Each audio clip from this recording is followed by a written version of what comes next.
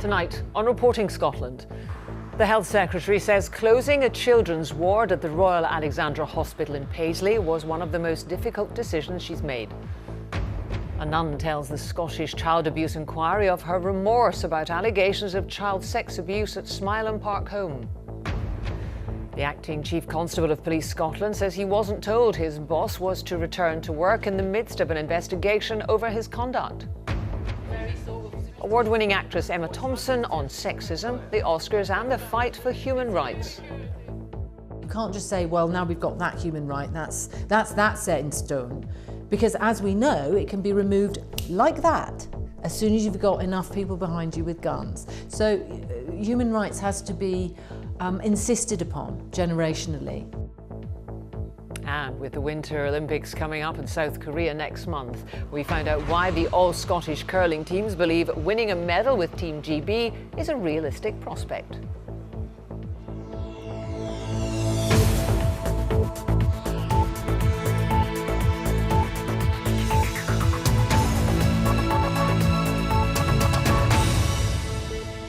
Good evening.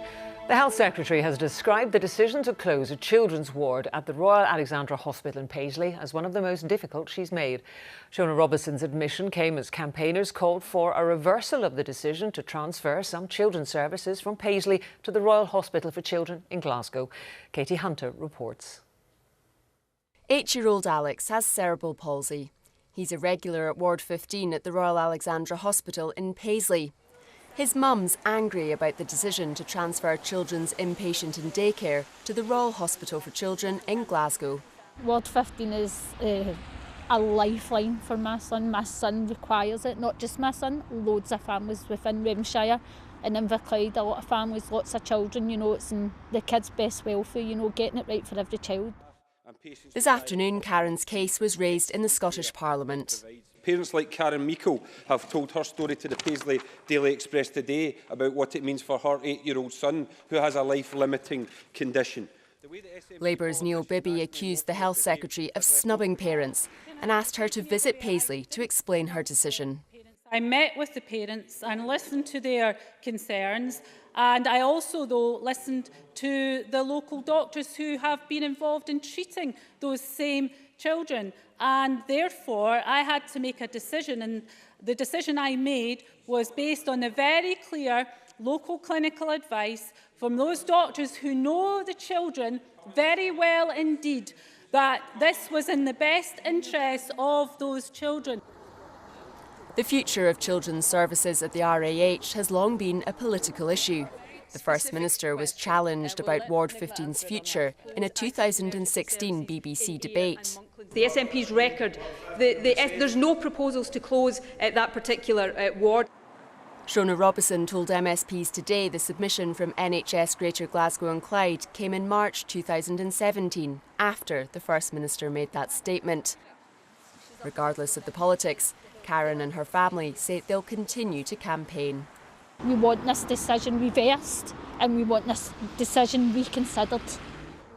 The Scottish Government says its decision means children like Alex will receive the best care possible. His family don't believe it. Katie Hunter, Reporting Scotland, Paisley. A nun has said she was initially delighted when sex abuse allegations were hushed up at a children's home in Lanark. The sister, who can't be named, told the Scottish Child Abuse Inquiry when 2 boys reported they'd been sexually abused while on holiday, they weren't believed. Another former resident has called for the Catholic order, which ran the Smileham Park home, to be stripped of its assets. Maura Knuber reports.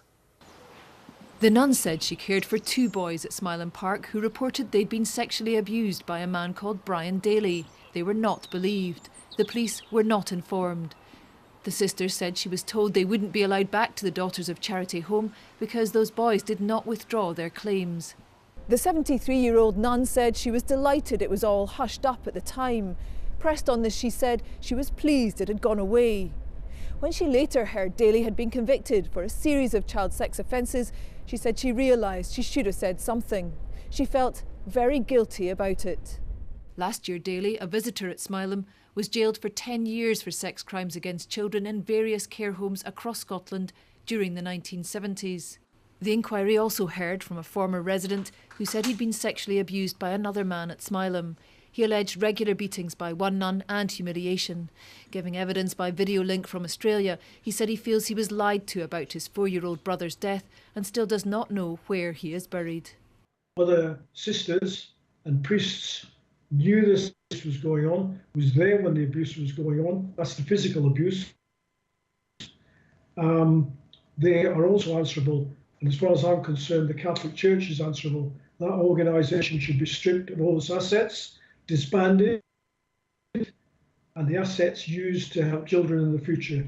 He criticised the authorities for standing back, doing nothing.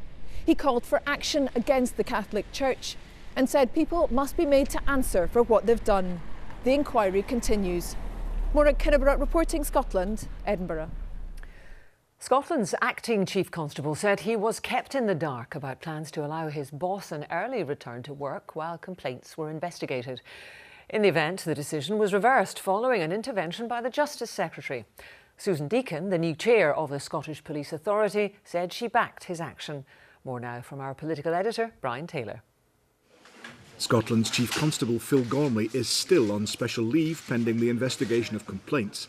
But on November the 7th, the Scottish Police Authority, chaired then by Andrew Flanagan, decided he could return to work. The next day, the 8th, Phil Gormley was informed of that decision. However, one person who wasn't told was the acting Chief Constable, Ian Livingston. I heard nothing from Andrew Flanagan on the 7th, and on the morning of the 8th, in response to my request for an update, I was told that deliberations were ongoing. Now, it would appear that that wasn't the case, that there had actually been a decision taken on the 7th. DCC Livingston said any return by the Chief needed planning, not least in handling those officers who had lodged the complaints in the first place. He voiced his frustration when he was asked if anyone else in Police Scotland knew about the planned return. No one would actually be extremely annoyed and disappointed if anybody else in the organisation had that awareness, and I didn't, given the responsibilities and accountability that I was carrying and continue to carry. Susan Deacon, who now chairs the Scottish Police Authority, said action was needed at the SPA, not further reviews. No, I don't think there needs to be one single process of review. I think what there does need to be is a process of sustained and accelerated continuous improvement. Professor Deacon also backed the Justice Secretary, Michael Matheson, who challenged Phil Gormley's early return to work. Had I been in the Cabinet Secretary's shoes, and I have walked in these types of shoes in the past, then I would have asked questions about the process as to how that decision had been made. And personally, I think the Cabinet Secretary would have been failing in his duty had he not asked those questions. Both insisted that operational policing in Scotland was in good shape. Brian Taylor, reporting Scotland, Holyrood. The Deputy First Minister says he decided to remove Transport Scotland from the board of the trams project because he didn't want the government to get the blame if things went wrong. John Swinney gave the go-ahead for £500 million of public funding for the project, despite SNP objections to trams. He was giving evidence at the trams public inquiry, as Stephen Godden reports. John Swinney today, Deputy First Minister, arriving at the tram inquiry. John Swinney in 2007. Finance Secretary in the newly elected SNP government. Their intention was to scrap the trams project until they lost a vote in Parliament. I thought that if we didn't accept the opposition will, I suspected that they would bring down the government. What followed was the focus of today's evidence. To respect Parliament's wishes, the Scottish Government, in the shape of Transport Scotland, would provide the bulk of the funding, £500 million, and not a penny more. But, determined it should be clear who was in charge, John Swinney decided Transport Scotland would no longer be represented on the trams project board. If the project got into some difficulties, I did not want the government to be explaining those difficulties when it was properly the responsibility of the City Council to explain those difficulties. Princes Street would come to symbolise those difficulties. Work had stopped because of a dispute between the contractors and TIE, the council's arm's-length company tasked with delivering the trams. Behind the scenes, John Swinney was applying pressure to break the deadlock. Well, rather than have to pressurise people and hope they do what you want, would it not be more satisfactory from the central government standpoint to be able to take direct action?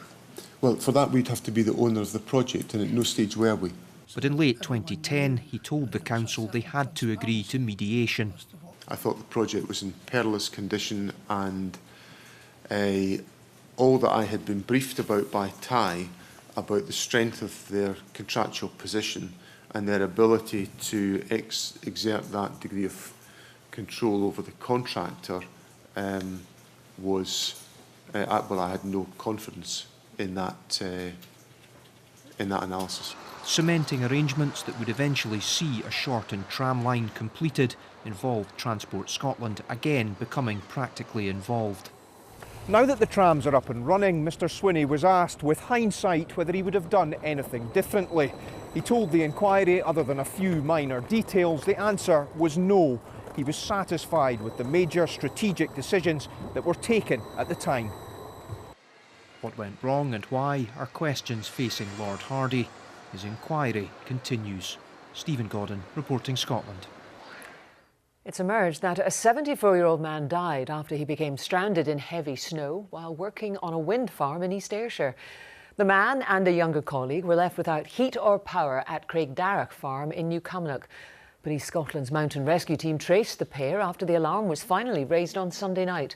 The elderly man was airlifted to Edinburgh Royal Infirmary but died a short time later. Waiting times at Scotland's A&E units improved in the second week of January, after 2 of the worst weeks on record. The latest numbers show nearly 86% of patients were dealt with within the 4-hour target time. This was up from 78% in the run-up to Hogmanay. The Scottish Government's target is 95%. Bad weather and a high avalanche risk have prevented further searches for a walker missing on Ben Nevis since the weekend. 2 other members of the man's party were rescued close to the summit on Sunday by a Lochaber mountain rescue team. Members of the team returned to the area yesterday but were hampered by poor visibility and high winds. The Scottish Avalanche Information Service has rated the avalanche hazard in Lochaber as high. Scottish children are the fattest in the UK, and so it's vital that Scottish Government commitments to improve that actually deliver real change. A report card published today by child health specialists also says the government's intentions are good, but it must deliver on its promises. Aileen Clark reports. Decades ago, the poorest children were likely to be the thinnest. Now doctors say it's the poorest who are more likely to be fat. Today's report notes 1 in 4 children in Scotland are poor. 28% of our children are overweight or obese, and around 400 children and young people die every year. This study says many of these deaths are avoidable. There's no doubt that children are healthier today than they were 25 years ago. But when you compare the health of children in the UK and Scotland to other countries in Europe, we used to be at the top of that table. We used to have the best child health, but we've fallen behind our colleagues in Europe. We need to sort out obesity. We need to sort out exercise. Off you go. Really slowly to start. The report does praise the Scottish Government's efforts in many areas, for example, encouraging exercise like the Daily Mile, promoting breastfeeding. On smoking, there's been successful campaigns against second-hand smoke, and the number of young teenagers taking up the habit is now at an all-time low. Are you winning again? NHS Lanarkshire is one area already running a scheme which buddies up younger first-time mums with a family nurse to help build confidence and good health habits. Simple things just like where they should be sleeping, the kind of environment, like, you know, temperatures and stuff like that, just little things that you don't really think about until, you know, they're here and you're stressing about every last detail. When I started weaning him, I gave him what I have, so now we're all eating a proper dinner together and having homemade meals every night. The Scottish Government wants this rolled out across Scotland, and a significant number of staff will be needed to deliver this tailored support. They have 25 clients each, and that's the maximum amount of clients they can have. And that's because we really want to build a really strong therapeutic relationship with the young woman, and we need the time to be able to do that, to gain that trust, to get the best outcomes for the young woman and for her child as well. The report card today from the Royal College acknowledges Holyrood is more focused than Westminster on child health, but reminds the Scottish Government they need more than good intentions. We're seeing the baby box in place, which has been widely welcomed by new mothers. We're seeing 500 new health visitors in post. We're seeing doubling of childcare for 3 and 4-year-olds and vulnerable 2-year-olds. Child health experts hope all politicians will work together to find solutions to fit the many issues affecting children's health, rather than looking for a quick political fix. Aileen Clark, reporting Scotland, Lanarkshire. It's exactly 16 minutes to 7, a reminder of tonight's top story. The Health Secretary says closing a children's ward at a Paisley hospital was one of the most difficult decisions she has had to make. And still to come. The former head of the SFA labels the failure to secure Michael O'Neill as Scotland manager an embarrassment.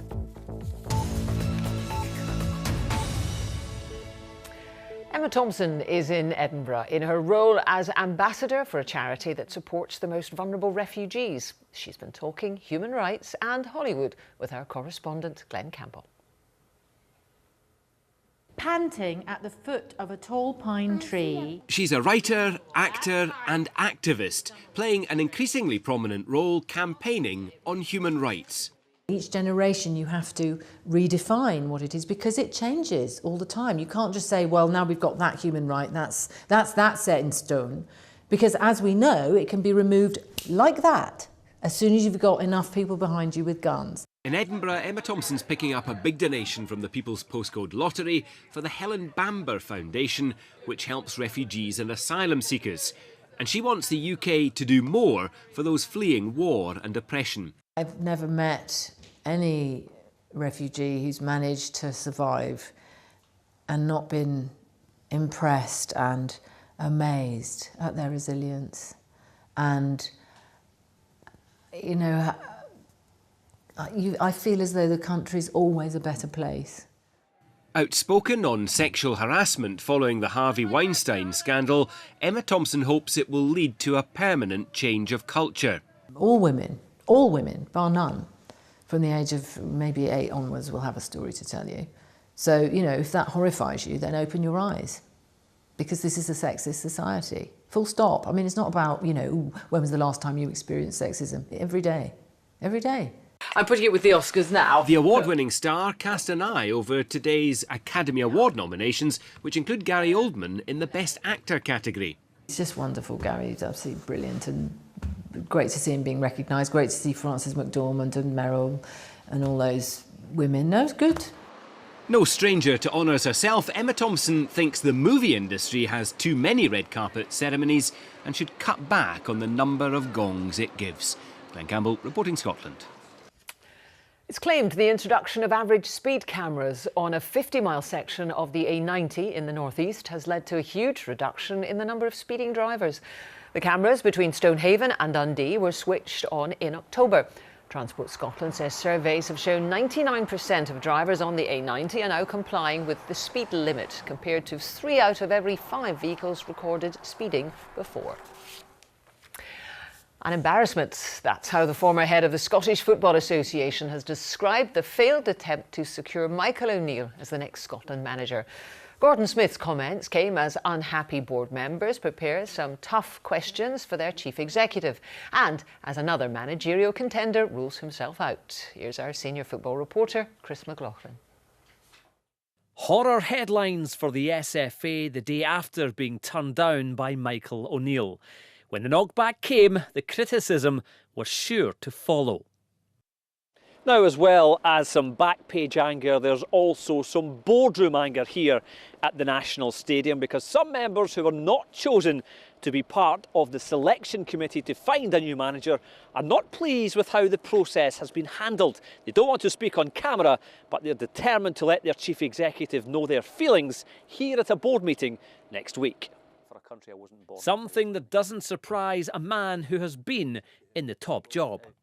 I think that they have made a mistake here. They've got it wrong in terms of pursuing someone who they weren't quite clear about that whether he would take the job or not. They should have been pretty much sure of that before they went as far as they did and identified him as the sole candidate and the person they wanted. Michael O'Neill has gained greatly from this whole scenario, and with the SFA, all they've got out of it is an embarrassment. But why? Well, O'Neill was the favourite from the moment Gordon Strachan left in October.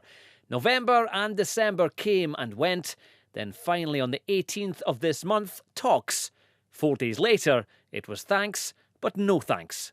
Today, a potential plan B also said no. There's certain jobs you would like to manage and do in the future and in your career, and Scotland would be one of those. But for now, I think it's whether you're a candidate or whether you're not, and people's thinking that for me, the job in hand at Aberdeen is what's important. So who, and for now, how do we get him? Questions for those at Hampden Towers from the fans and from within. Chris McLaughlin, reporting Scotland. Aberdeen Football Club's controversial plans for a £50 million stadium on the outskirts of the city has been backed by officials. Council planners have recommended the complex at Kingsford is given the go-ahead, as long as the club meets their conditions. Well, Rebecca Curran is at Pittodrie for us this evening. This is a long-running situation here, Rebecca. How significant is this recommendation? Well, arguably it's the most significant development in what has been a very long planning process, but it certainly isn't over. It will still be up to city councillors to decide whether or not to give this controversial project the green light on Monday. But city council planners have come out and said they should recommended that they should approve it, albeit with 36 conditions in total, including the establishment of a public transport steering group. It remains to be seen whether or not any of these conditions will provide an obstacle for the club, but planners have also said that there is nowhere else for this development to go. Aberdeen Football Club have long said that it is vital for their future, but objectors want them to look elsewhere. We'll obviously need some time tonight to go through it, but no, it's very positive. We recognise it's still got to go through the full council next Monday, but this is obviously a big step forward. We are very concerned that the planners have been seen to recommend this development. You know, this development is contrary to Greenbelt policy, it's contrary to the local development plan, and we can't quite understand why the planners would be seen to approve it. Well, councillors don't have to follow this recommendation on Monday. There have been times in the past where they haven't done that, albeit not often for a project on this scale. But will this all be over in 6 days? Probably not. If it is approved, then we've already heard from the objectors that they will want to seek a judicial review. Thank you very much, Rebecca Curran there. Now, believe it or not, it was 16 years ago that Team GB's All-Scotland women's curling team won gold at the Winter Olympics. Well, next month, the All-Scottish men's and women's teams believe a medal is a realistic prospect. And for Eve Muirhead, the women's skip, the Games are very much a family affair. Alistair Lamont explains.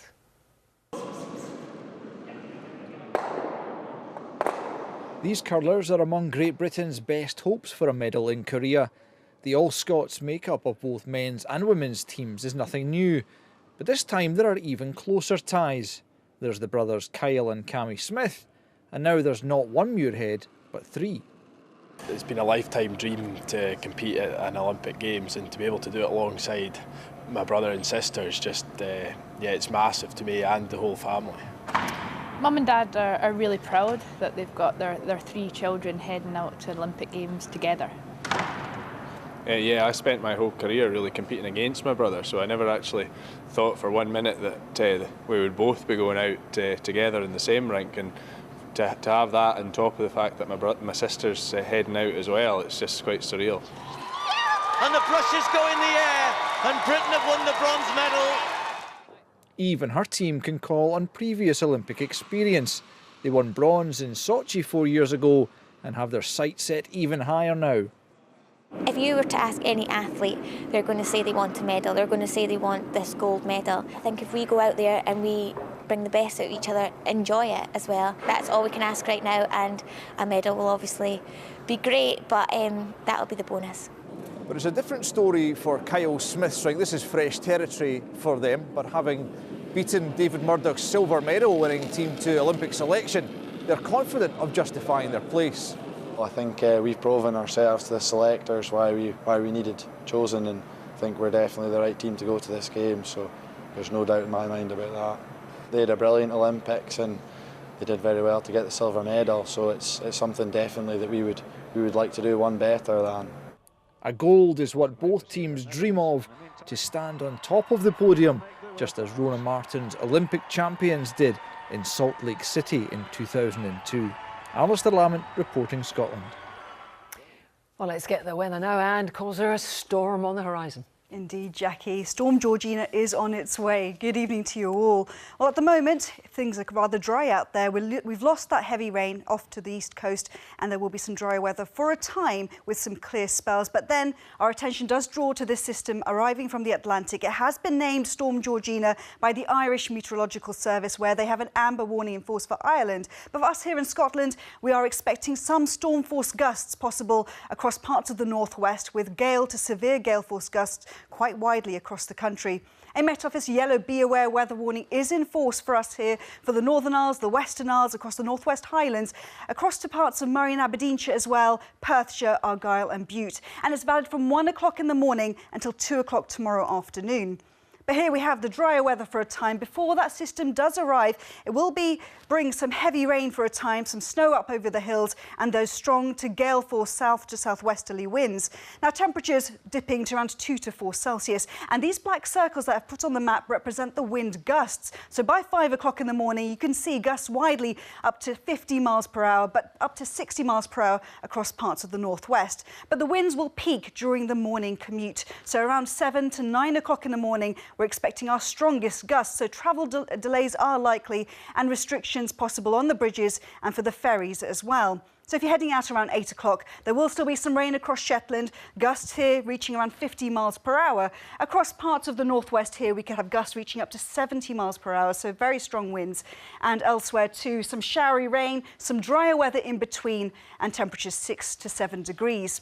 Now, during the course of the day, the winds will still be strong, but they will tend to moderate and ease somewhat by the afternoon. We're left with some blustery, squally showers, some sunny spells in between, and temperatures only reaching 6 to 7 degrees, so cooler compared to today. And then by Thursday, showery weather with some sunny spells, most likely towards the north, and most importantly, lighter winds. And that's your forecast. Thank you very much, Kozo. Now, a reminder of tonight's main news. The Health Secretary says closing a children's ward at the Royal Alexandra Hospital in Paisley was one of the most difficult decisions she's had to make. Shona Robinson's admission came as campaigners called for a reversal of the decision. And that is Reporting Scotland. Our next main bulletin is just after the 10 o'clock news. Until then, from everyone on the team across the country, have a good evening. Bye-bye.